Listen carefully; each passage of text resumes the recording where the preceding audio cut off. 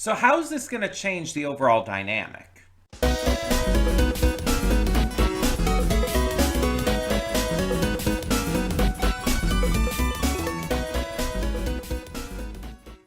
Hey everyone, welcome to Princess Gay. I'm your host Connie, and today we are here with my blind reaction to episode 6 of Buddy Daddies.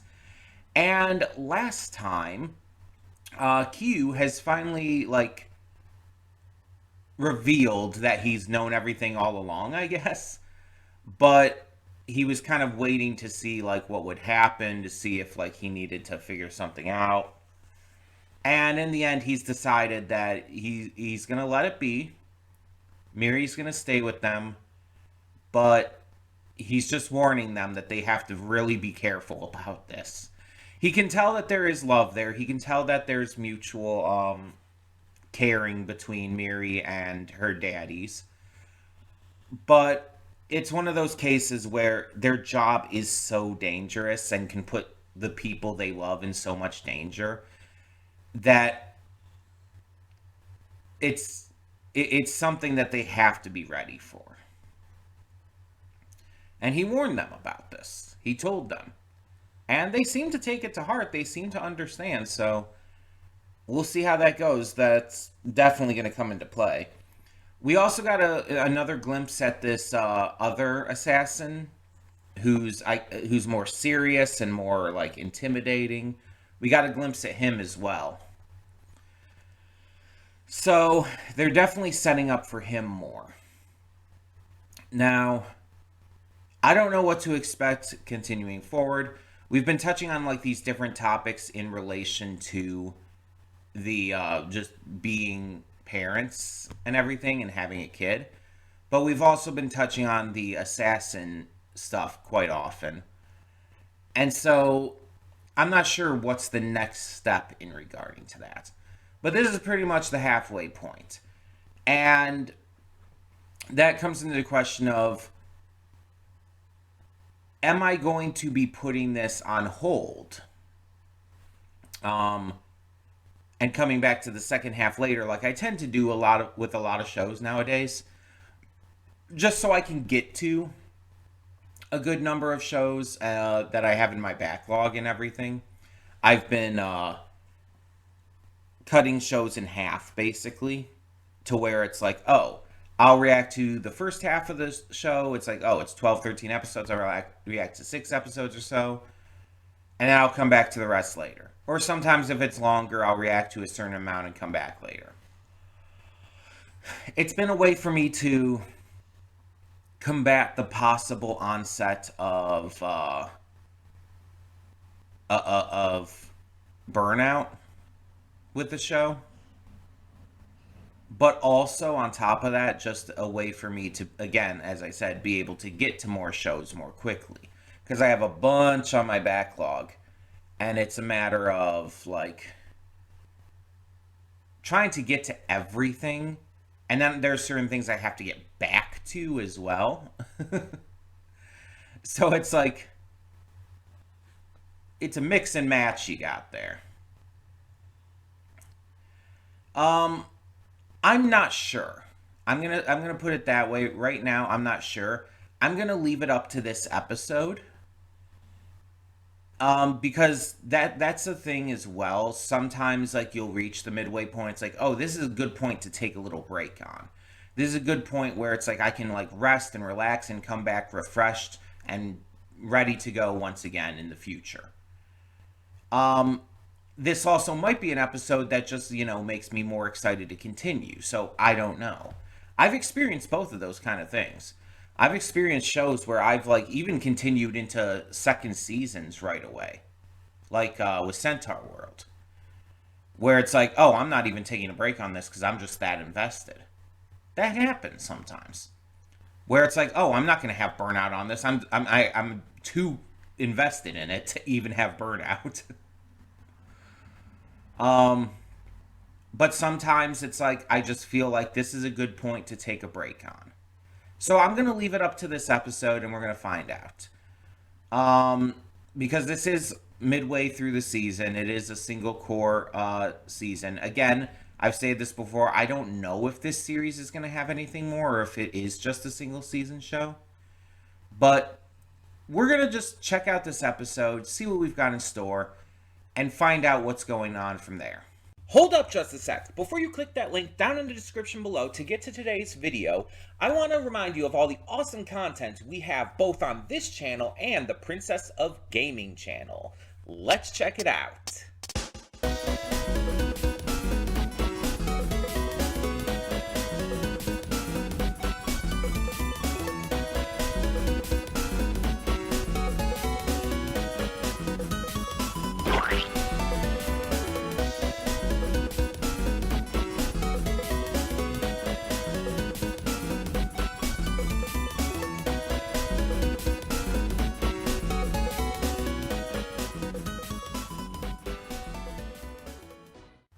And we are back, and we'll begin with spoilers in 3, 2, 1, now.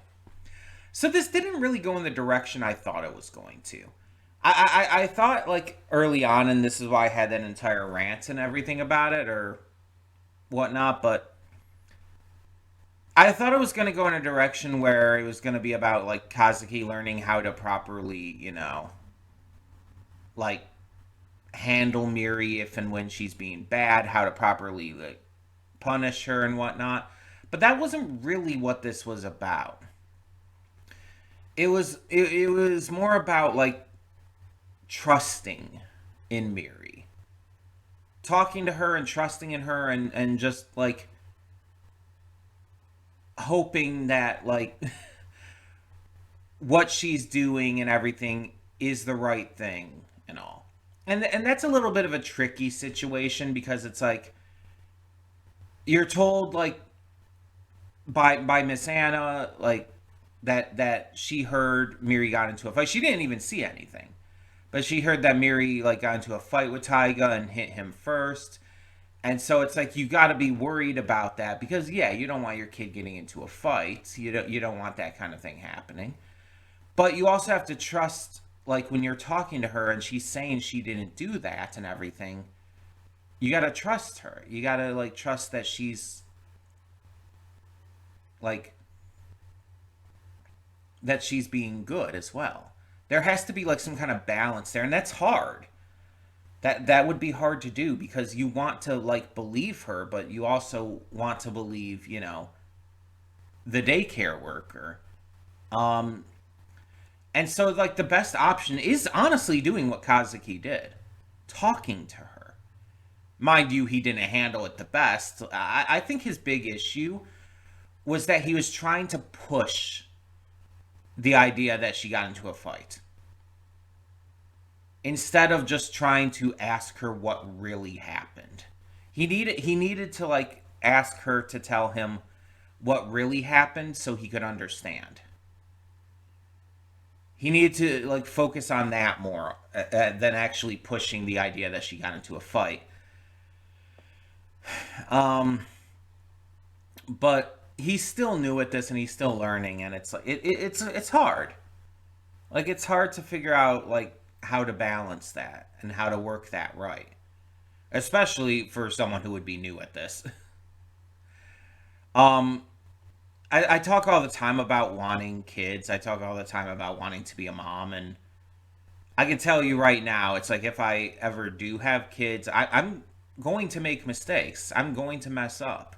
I'm not going to understand what to do at first. And that's part of being a parent. And you're going to have to figure that out. Excuse me. And it's tricky. But you have to keep trying for their sake. And we see that Miri, as they put, is very attentive. And she is, like, for a 4-year-old, and in a much more realistic way than, like, Spy Family portrays it, she is very smart.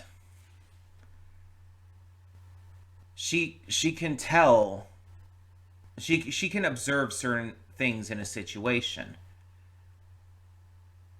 And knows how to like talk about them to a degree.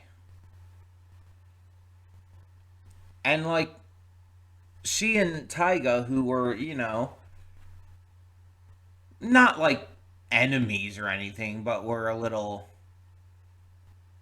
you know, playfully against each other.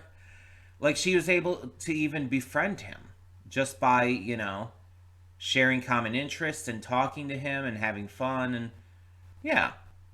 And it worked out like exceptionally well that they actually became pretty close in the end. And that's great. That's absolutely genuinely wonderful. Because it's like you want kids to be able to form those kind of bonds and friendships. And Kazuki was like obviously like worried about like them being boyfriend and girlfriend and stuff, and being overprotective father. It's like it's the gag. It's always been a thing in media. It's it's a little ridiculous, and there's some points where it takes it way too far. I, for example, hate when shows or movies or stuff do this gag, but have like the overprotective parent be like having a gun or something and threatening the kid with a gun. I don't like that. Like even in like Full Metal Alchemist Brotherhood, when Maze Hughes did that, I don't like that. It's like it bothers me for a number of reasons. Even if I know that they would never actually do anything, even if I know it's an empty threat that's just, because they're super protective over their kid, it's still something that bothers me. The idea that you would even like pretend to threaten someone, a kid, a teen, whatever, with that kind of thing is fucked up in my eyes.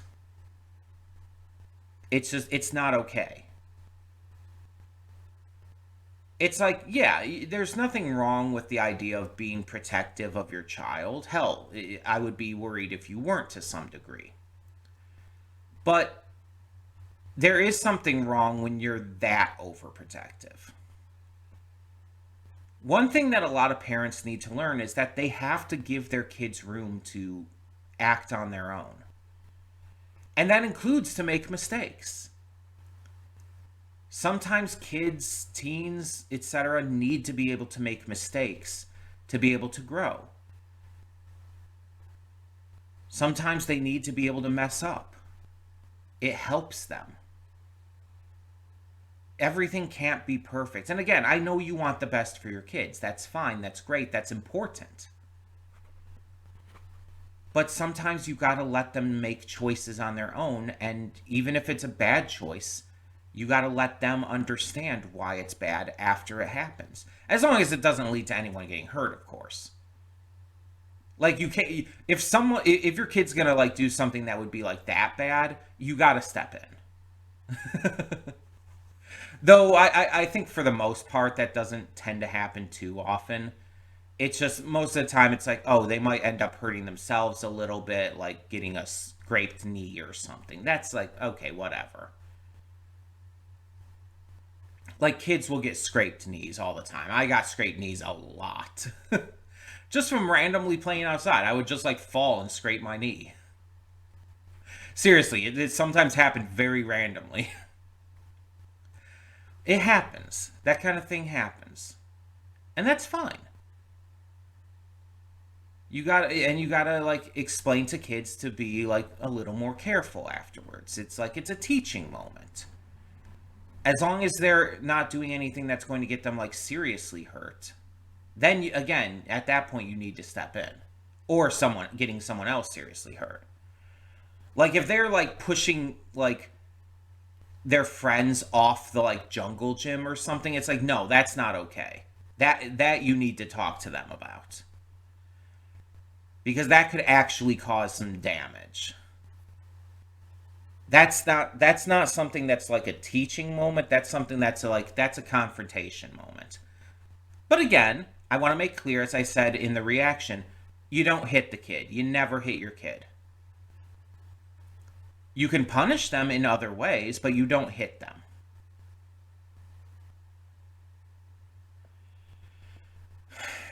So you just have to know how to really handle that kind of stuff. But you also have to trust that they're going to like grow up properly as well. You're gonna have to trust that they're going to make good decisions to some degree. And you definitely should not be the kind of parent who stalks his kid through the zoo. Probably not a good idea. But yeah, this episode definitely had some lessons to teach about that kind of thing. Also, we did get to see a little bit of Kazuki and Ray in action, taking on this robbery suspect because he was, actively endangering kids and, practically attacking them. So, yeah, that was a good time to step in, but I'm also glad that they did it without revealing themselves. I think that was also smart for a couple reasons. So I think that was handled pretty well. Um, and yeah, just getting to see like Miri and her friends like experiencing the zoo is always fun. Like I said, I very much enjoy the zoo. I've been to numerous zoos. I like seeing the animals. I think it's just a fun time. And yeah, sometimes kids can be bratty. With Tyga and everything, like with him making noise to scare away the monkeys or whatnot, or just being, a little bit of a dick and running off on his own. It's like kids can do that, especially around 4 or 5 years old. It's like that's fairly normal. They'll also switch just like that. It's like with no provocation, they will be the nicest person in the world. And then they'll be bratty again at some point. It happens. Kids are like that. Just like how kids will like often say that they hate their parents, but like flip around on that real quick. Again, I can speak from experience on that. I've done it plenty of times when I was a kid. It's normal. And it's just a part of like kids like kind of like growing to understand their emotions.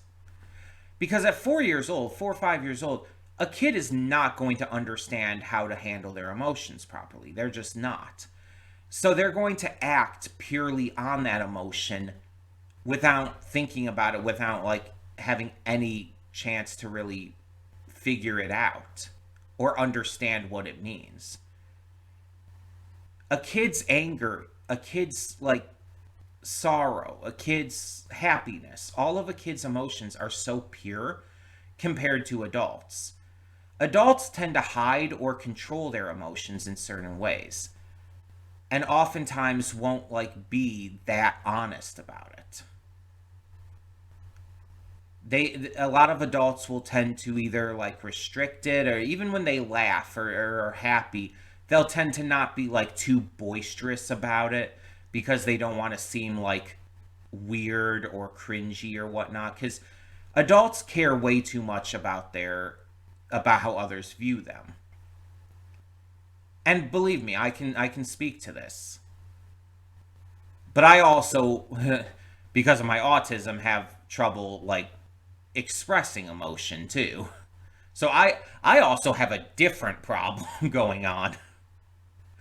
But that's why I try to be as open about my emotions as I can. Why I'm not only comfortable crying on camera for like these videos and all, but why I make a point of like watching stuff that I know is going to make me cry oftentimes. And why I like, for example, whenever you guys donate for stuff, I like tell you guys it's like if it is perfectly okay for you to donate for something that you know is going to fuck me up. I actually kind of encourage it because I want to be honest about the emotions that a movie or a show like that would elicit from me. And I have my limits, everyone does. Like there's certain things that I watch that like put me into too bad of a mood where it's like I genuinely cannot continue watching it because it's going to fuck me up too bad. But I'll be honest about those emotions to you. And yeah, there are some times where I do hold back my emotions still, because it's still something I struggle with. But it's not so much these days as a way of like trying to like make myself look better to the people watching these videos. It's more like I'm in a state where I just don't want to cry at that moment. It's like, oh, I gotta hold it in because I really don't want to like break down right now. Um, I'm like, if I break down right now, it's just like I'm going to be a mess for the rest of the day, and I don't want to have that happen. So it's like one of those situations. But I always try to be honest with you guys about what I'm feeling towards anything I react to, because I believe it's important to be honest about your emotions. And it's difficult. It's very difficult, and sometimes it makes you feel like crap. But I truly believe it is important. And kids, like I said, will tend to not be able to hold that back. They're like just honest about their emotions because they almost have to be. They don't have the ability yet to control that. And sometimes that can be good, sometimes that can be bad. Sometimes it can lead to them saying and doing things that they don't mean. Sometimes it can lead to them fighting. But that's where you just gotta help them. You gotta help teach them. And it's tricky, it's tough, but it's part of growing up and part of raising a kid. So yeah, it's definitely a valuable lesson here. This did feel like, though, I will say, the least well integrated episode, like integrating both the assassin stuff with the family stuff. Like other episodes previously have integrated that a lot better, like combining the two aspects of this series well. This one felt like it was like 99.9% just the family stuff, and they threw in this random robbery suspect purely to add in that last little bit there with Ray and Kazuki defending the kids in the mascot costumes, just to have something integrated in from the assassin part of the story. It didn't feel as natural. It wasn't bad by any means. I enjoyed it, but it wasn't as natural as like other episodes have done with the integration of the two sides of this story. So I just wanted to point that out real quick.